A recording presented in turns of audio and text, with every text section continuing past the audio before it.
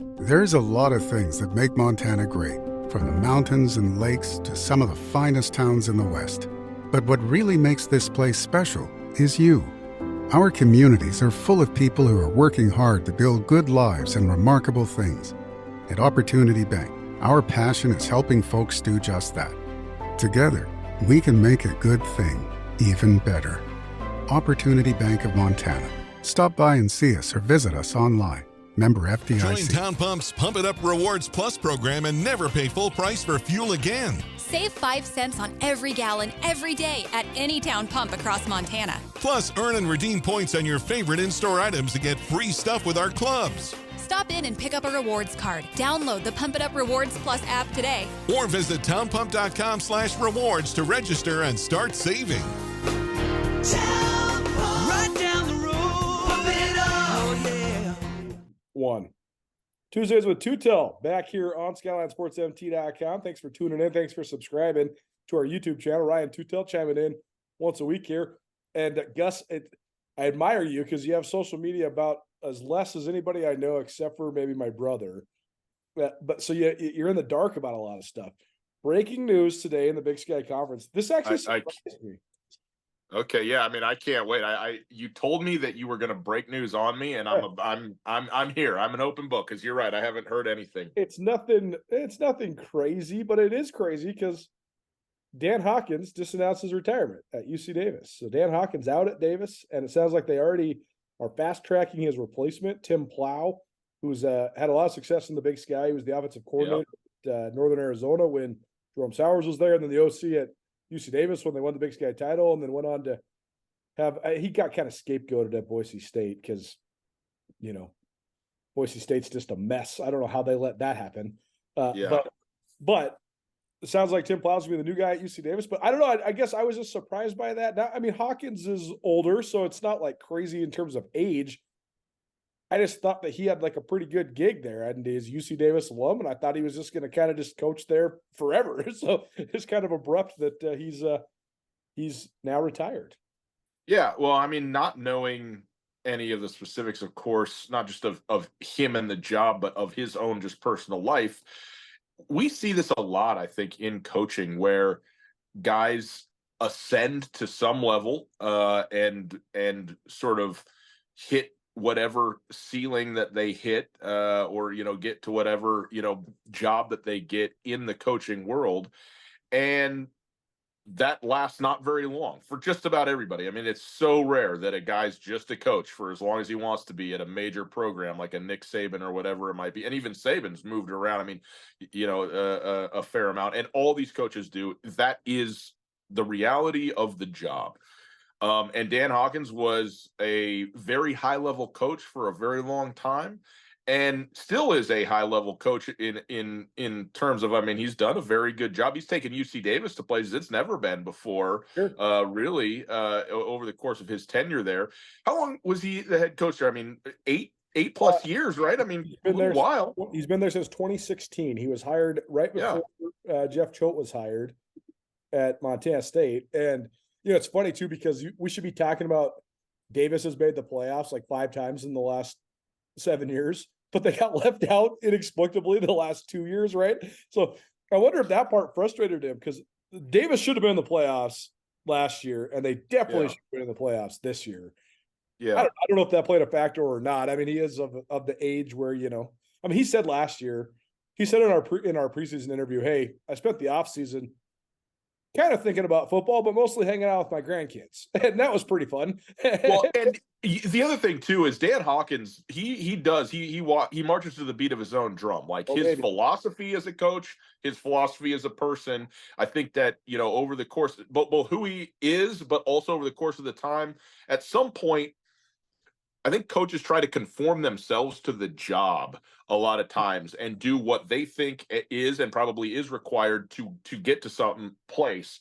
And then at some point, there's enough tenure there where they go, no, I'm doing me now. Right. And Dan Hawkins certainly entered that phase. And what I was going to say is I think a lot of coaches, they get to whatever level they get, and then that comes to an end in whatever fashion that it does. And then they find themselves and they go, I'm going to coach for myself. I'm going to go to a place that I know, a place that I want to be. I don't care that it's the FCS, or I don't care that it's the MAC, or I don't care that it's the Sun Belt. It's a place that I'm comfortable with, that I have friends and family that has personal ties to it. A ton of guys, I mean, the entire University of Montana staff fit this bill when they first came through. I mean, starting with Bobby, but even all of the assistant coaches and stuff were guys who were ready to just have a gig like this to sort of wind down their careers. And it doesn't mean they didn't care, of course, or didn't put a lot of energy into it, but it's different than, just coaching as the offensive coordinator in the SEC or at Notre Dame or wherever you might have been. And I think that's the reality. And Dan Hawkins, it would have surprised me a lot more if he was like, hey, I'm headed to Nevada. Sure, and I'm going to go take over the Wolfpack. I've been like, really? But retiring? Yeah. I mean, he's he probably got some shells in the bank, and he's put his time in. So good for him. Yeah, no, it is. And, go out on your own terms, go out at your alma mater, I mean, talk about getting the last little, to take your alma mater into its most successful era in its Division I time, and then leave on your own terms. Not a lot of guys get to say that, especially a guy like Dan Hawkins, who was completely unceremoniously fired at Colorado. I mean, I say that on the Big Sky Breakdown all the time. Like, there's this certain sector of college football people that only consider Dan Hawkins from his time at Colorado, and therefore then think he's like this bad coach, even though he was a multiple-time national champion at Willamette.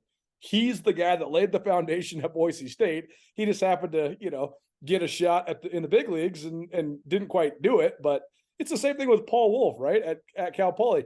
People think of Paul Wolf just at Washington State when they were so bad. Well, it's like, Paul Wolf laid the whole foundation at Eastern Washington, and then he was good at Sac State when he was the offensive line coach there. So anyways, I don't know. It's interesting. I just, the number one thing I thought of was, if Tim Plow really is the guy there at Davis, great for them. I think Plow is a very bright guy. He knows Davis. He's coached there before. Good offensive mind. And then the second thing I thought of was, man, I wonder if Cody Hawkins is regretting leaving his dad, because Cody Hawkins was the OC there, and then he took the Idaho State head job. And, maybe you don't want to follow in your old man's footsteps, but, why would you want to live in Davis, California more than Pokey? Oh, man. I mean, you and I both can find a lot of fun stuff to do. Hey, I'll tell you. I mean, I say it tongue in cheek, but I and Jared Allen all had some great times in Pocatello, Idaho. So you give me dive bars with people that used to work in the timber industry or the mines, I'm good, man. We're good. Yeah, we're gonna have a fun time. Okay, so that's good. A couple other coaching carousel things for you before we actually talk about the FCS playoffs. Sean Lewis just hired as the head coach at San Diego State. He has been the offensive coordinator there for Coach Prime at Colorado. He was previously at Kent State. That's worth mentioning because Brady Hoke retired at San Diego State, and Bobby Houck's name was in that mix. So we'll see. I mean, the way that this all, the sort of familial, or some would say fraternal, or some would say incestual nature of coaching trees in the West are always so fascinating to me. So we'll see what happens with Boise, because that's Boise State's like the last domino to fall. But I guess for now, depending on which side of the coin you're on, Bobby Houck's at least not going to San Diego State. So I think you can check that one out. Yeah, I mean, that's certainly worth noting. These are sometimes questions get answered by negation.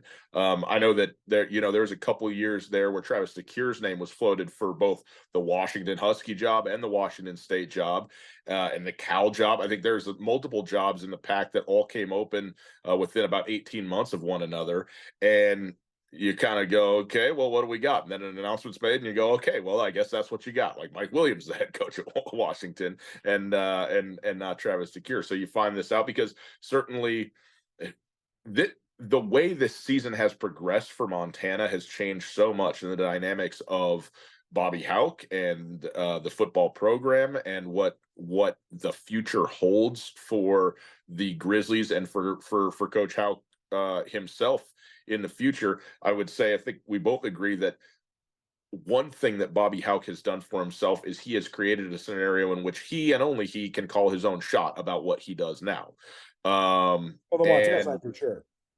Right. Like if he wants to keep coaching, he can keep coaching. And if he wants to go somewhere else, obviously he can always go somewhere else if something else is available and that's what he wants to do.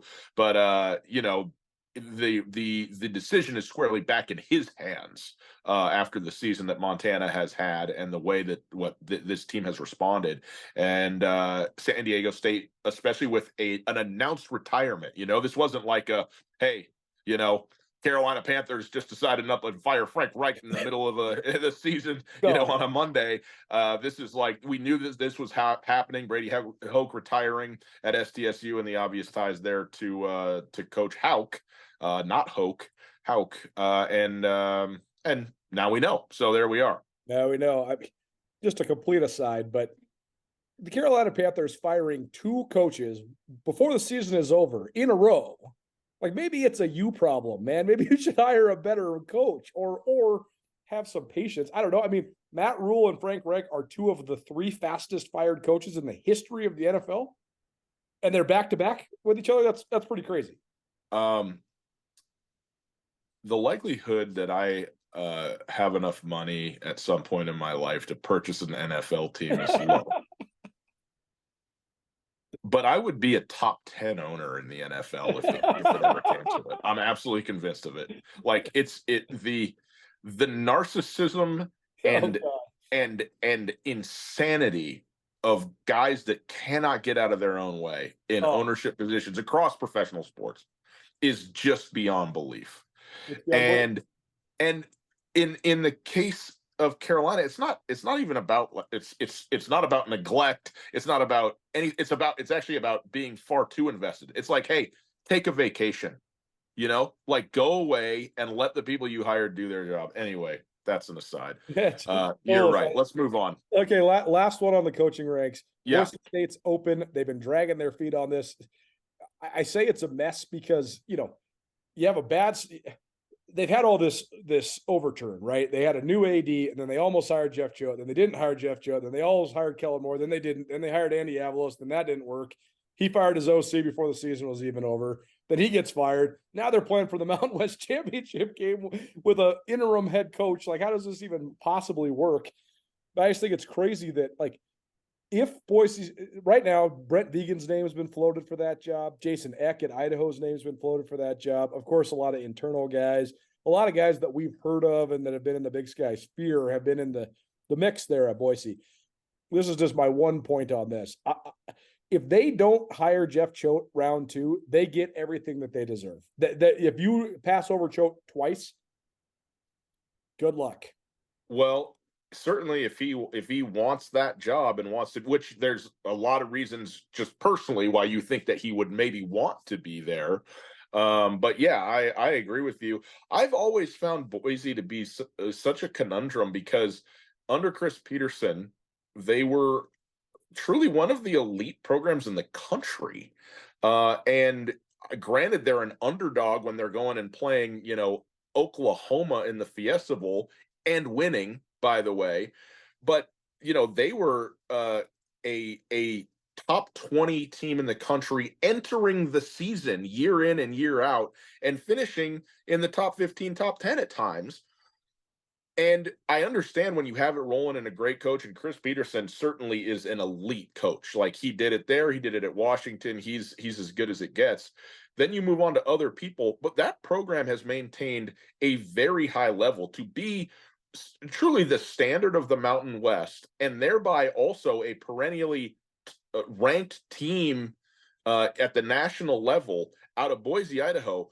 I'm actually disappointed in the city and in the fan base at Boise because I think there's been a real lack of support for that program over the last 10 years or so. Yeah. When you take a look at the atmosphere and what it should be and what it actually turns out to be there, like it's really negligible. And I feel like there's a little bit of a spoiled kind of thing going. Like, they were so good and so great and everybody was all about it, and all of a sudden it's like, oh well, we're only 9-2 and we lost to UNLV or whatever it is in this season, and people are just like, I'm staying at home. And I don't get that, man. Boise's a great town. That's the university in the state, truly. I mean, when you talk about on the sporting landscape, and they should be rallying for that program, and it just doesn't feel like it has a lot of that. And it's give and take, man. Like the team and the coaches have to put in, and there has been so much turnover the consistency maybe hasn't been there the way that people want. So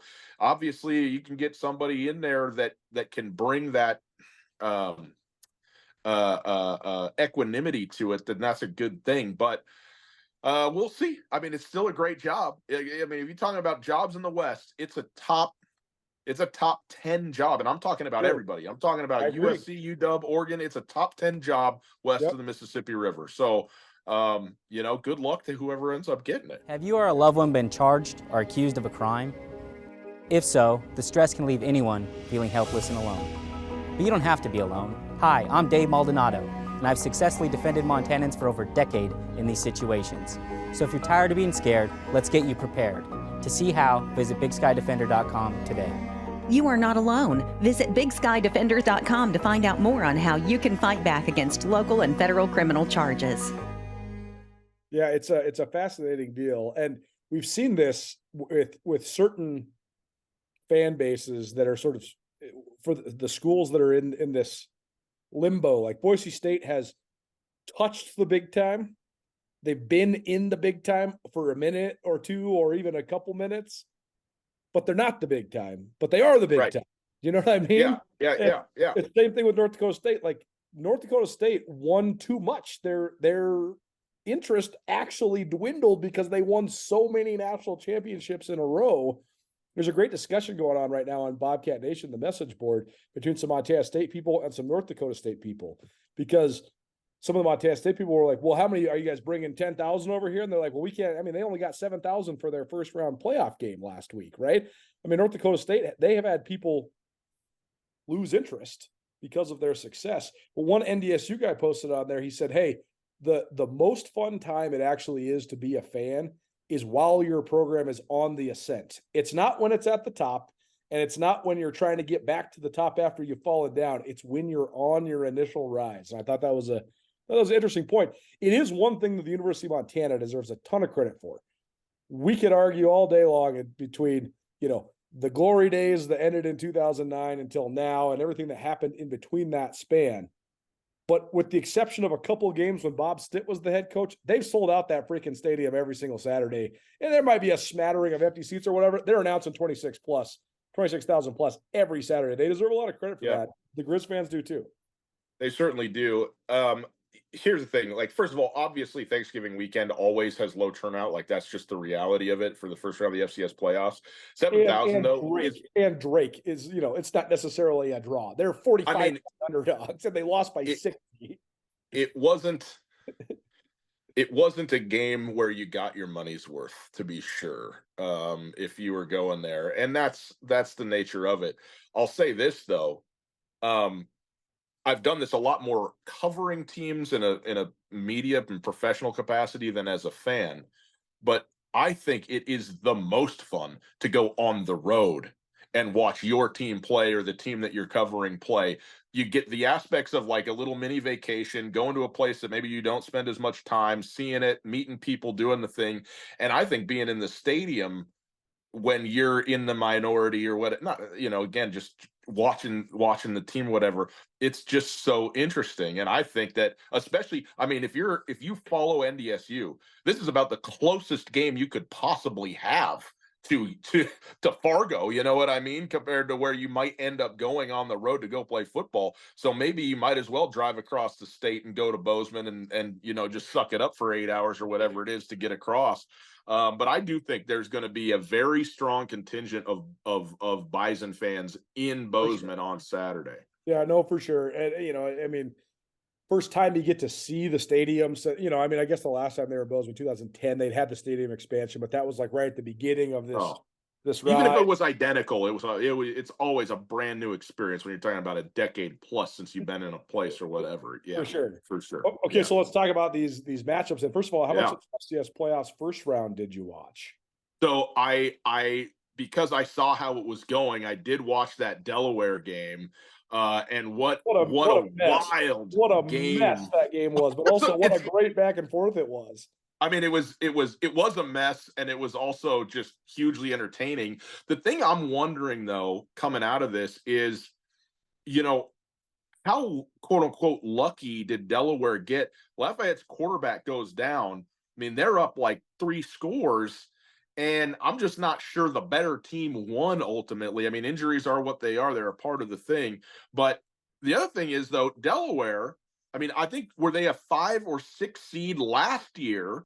This is a team who has been, a very strong program at various times. Obviously, I mean, going back to Joe Flacco, right, playing for the Blue Hens. They won a national championship. There's right. very few teams that have actually won national championships. This is certainly a school and a program of repute, more than what Lafayette would have been, in terms of just the history of the program, and even again the very recent history.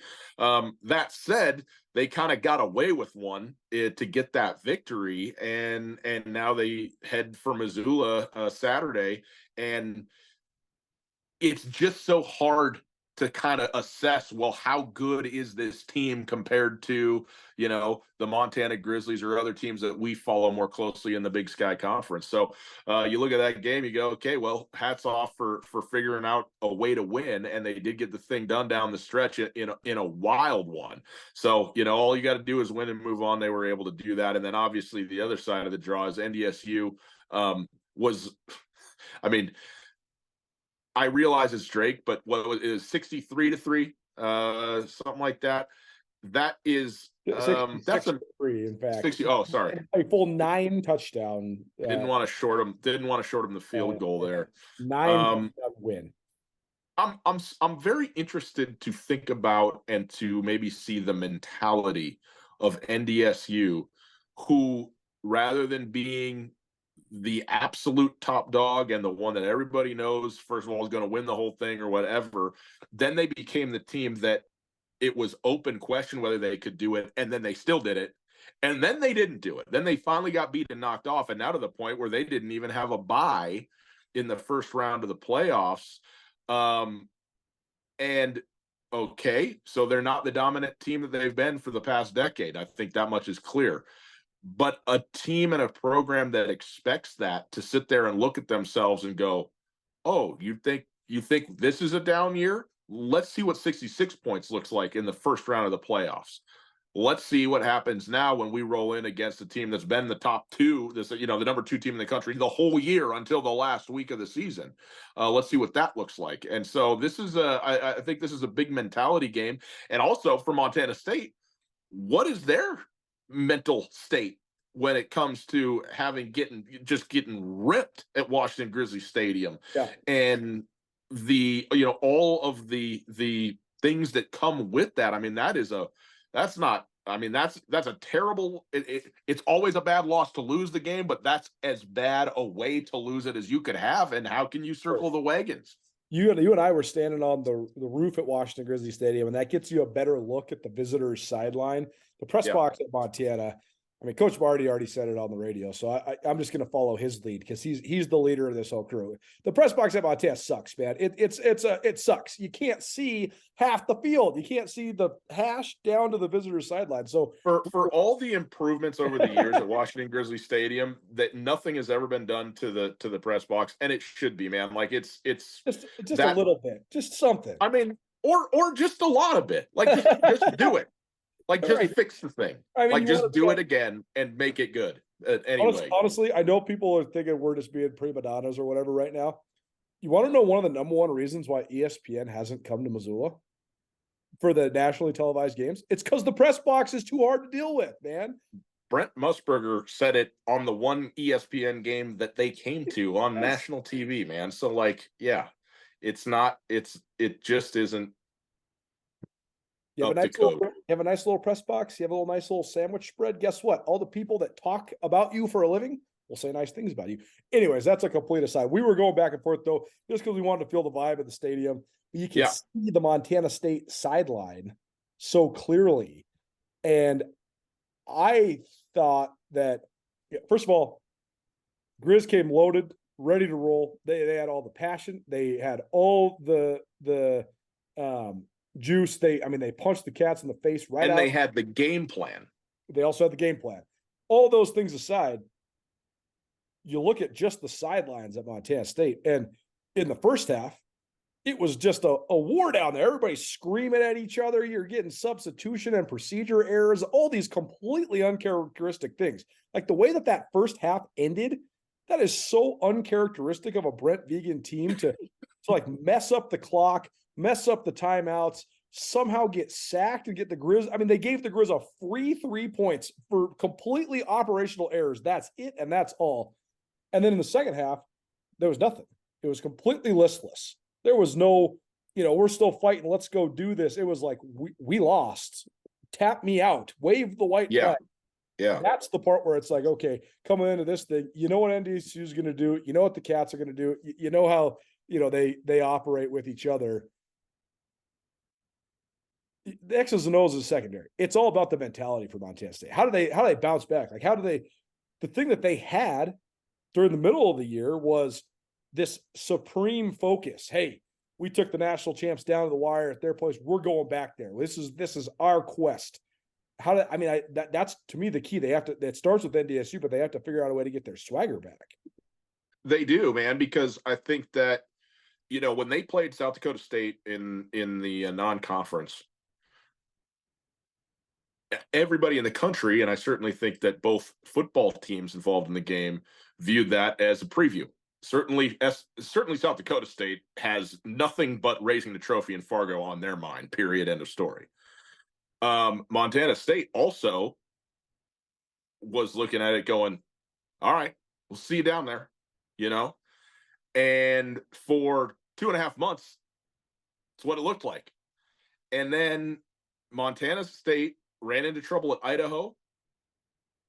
Looked like they got the ship righted. Didn't look like it. They did get the ship righted in a lot of ways, and then just got destroyed. And one thing that I think is worth noting, the South Dakota State game was a great game, very competitive. The Idaho game was a great competitive game, with mistakes certainly, but it was a very good close game. That's right. Montana was a blowout.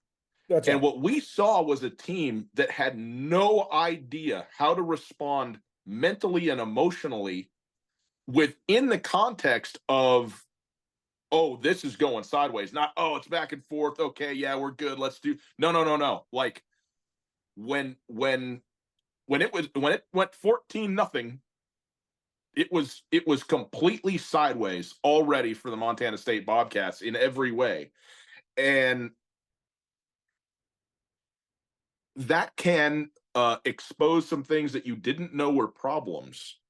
And that can be a good thing, because you can address those things. But also, if all of a sudden we're finding out that, well, the foundation that we thought was there actually isn't as solid as we thought it was, then it's a real problem.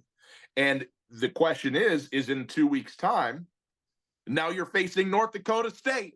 Right. And Brent Vigen address what needs to address and go, no, listen to me. The foundation is exactly what it's always been, granite, and we are fine. And this is what we did wrong, and we're not going to do that again. Let's roll. Or is everybody going like, well, who's our quarterback? Right. Well, and I don't know the answer to that question. The last time this happened, you had this team made up of all these savvy veteran guys that had been through it together, and they then endured Jeff Choate leaving twice, because he basically almost went to Boise and then came back around and then went to Texas, and you got to deal with this whole pandemic year and all this crazy stuff. But you're like, okay, well, we know we have this core. What's our problem right now? Our problem right now is we have this quarterback that can't handle the moment, who's not an equitable leader compared to the other leaders we have on the team. Who is Tommy Mellott? So you have this ace up your sleeve, and you roll him out there. And it took Tommy Mellott, and people romanticize it a little bit. It took Tommy Mellott 3/4 of that first round game against Tennessee Martin to figure it out. Then he scores a 76-yard touchdown run, and boom, they're off and running. They win that game, and then they go to Sam Houston and freak all the way out and, drill the defending national champions. And, they run roughshod all the way out to the national championship game. They don't have that same ace up their sleeve now, though, because the problems are different than they were last time. Yet now you have this question of, is this a group that's just not quite ready for the moment? Most of their core guys are only juniors. Maybe they're a year away still. We can't just make a wholesale change at quarterback because you only got two.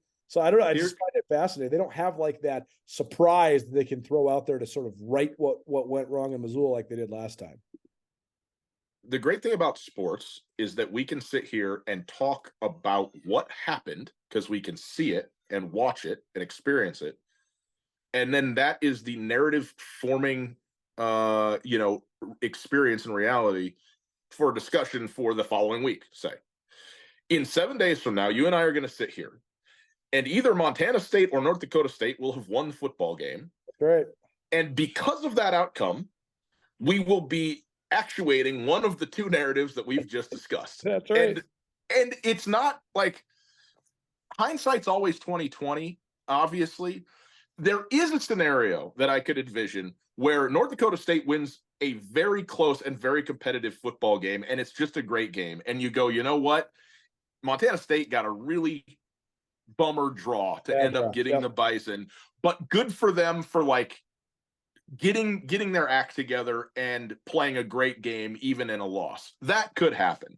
But overwhelmingly what's going to be likely is that North Dakota State wins and we go, see, they fell apart at Montana and couldn't figure it out, and everything we thought was a problem is a problem, and now they got a real issue on their hands going forward into the offseason. Or they beat North Dakota State and we go, Brent Vegan and the Montana State Bobcats has figured it out, and they are back on a collision course with the Grizzlies, to see who goes to a national championship. Like, those are probably one of those two outcomes is what it's going to be in a week from now. And then you got the Grizzlies who got to beat Delaware, and you kind of go, I mean, I don't think anybody in Montana is going, well, that's unlikely. Right. I mean, the Grizzlies, the way that they've been and just who they are, the only two things that can get them, I think, are this. One is the inevitable letdown after wiping your rival. For sure. And on that note, though, just a real quick pause. Oh, yeah. Sammy Akim, who's been contributing here at Skyline Sports, and he's still playing pro football. He works down there at the Champion Center. He sent me a video of Braxton Hill and Levi Janicaro and Tyler Flink and all the guys that are like the captain leader guys of the Grizz working out like it was August, the day after the Cat Grizz game. So these guys, they're pretty focused. They know it, and they all shot elk and deer this week too. So they got that off the plate too. So they're gonna be lasered in, I think. Yeah, I tend to agree with you too. And then the other thing that it's kind of equal parts. It's half not taking your opponent seriously / just not knowing who they are very well, right? Like Delaware, like that's the job of the coaching staff, is to get your team ready to play an opponent and get your guys ready to go. But when you're in Big Sky Conference play, like, you know a lot about the teams that you're playing as you go through it. And one thing that's fun about these playoffs, man, is you're getting teams who you got no clue about. I mean, we're digging deep and going, hey, in 1995, the Grizzlies and Delaware played whatever. Well, guess what? That has nothing to do with this game whatsoever. And so no one knows a single player. Like, I bet there's 100 Grizz fans that could name the Delaware quarterback right now off the top. I can't name him. I watched the game. So I think that, and that's just part of it, is that sort of unknown factor. So that's the exciting part. But the Grizzlies, man, like, you're kind of penciling them into, that's right, for sure, next week and maybe beyond, right? Well, I mean, the Delaware is rolling with their third string quarterback. Nick Minicucci is what his name is. He's played a grand total of 6 quarters of college football. He's a true freshman that got his red shirt pulled against Villanova. And then he's proceeded to throw 5 interceptions in those 6 quarters. And then he kind of figured it out and got it together the last, quarter and a half on Saturday, get him a win. But it's just uphill sledding for Delaware. Okay, last question, because we only got about 4 minutes left. Yeah.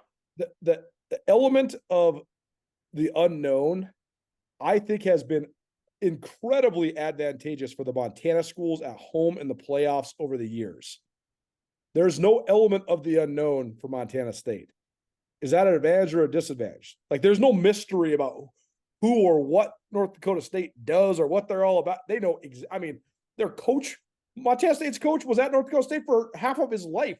He was there as a player from 1993 until we left in 2013. So more than half of his life he was there. So is that an advantage or disadvantage? I think it's a huge advantage for Montana State. Huge, maybe overstating it. I think it's certainly an advantage to have a coach going against a team like that, who is just so very familiar with the program and what they do. But that said, to me, this whole week, everything is about Montana State. Like, Montana State has to look at Montana State and figure out what they're going to do and how they're going to do it. Knowing and being ready for North Dakota State and who's coming in and all that is all well and good, but they've got to get their own closet in order, so to speak, in order to have a chance in this football game, which, by the way, needed to happen last week, right? This ain't the week to do that. This is the week to get ready for North Dakota State, and that's the beauty of having a bye. They had the week off, and they needed to do whatever they needed to do to get themselves back into the correct lane that they should be in and that they have the talent to be in, certainly. But then with North Dakota, the one drawback, I think, if you're looking for one, is that maybe there's a certain daunting factor there in Brent Vigen's mind, but I think generally speaking, these coaches don't see it that way. They're like, oh, this is my old boss. This is my old school. Let's go get them. You know, Kirby Smart with Alabama, for instance, like that kind of thing. Whether it happens or not is obviously an open question, but I think there is an advantage with that sort of level of familiarity in this sense. Tuesdays with Tootell, Ryan Tootell chiming in here on SkylineSportsMT.com. Look at that. We didn't even get cut off at the end. We actually made it in time. Thanks for being here, man.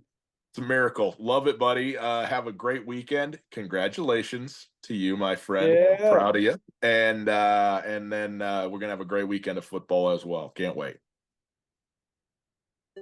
At Blackfoot Communications, our mission is to connect people, businesses, and communities, bringing a world-class fiber network to homes, communities, and businesses of all sizes ensures Montanans have access to fast, reliable, and secure internet and phone services. Are you ready for fiber internet? To find out if fiber is coming to your area, visit goblackfoot.com/readyforfiber. Connect to more with Blackfoot Communications. Join Town Pump's Pump It Up Rewards Plus program and never pay full price for fuel again. Save 5 cents on every gallon every day at any town pump across Montana. Plus, earn and redeem points on your favorite in-store items to get free stuff with our clubs. Stop in and pick up a rewards card. Download the Pump It Up Rewards Plus app today. Or visit townpump.com/rewards to register and start saving. Town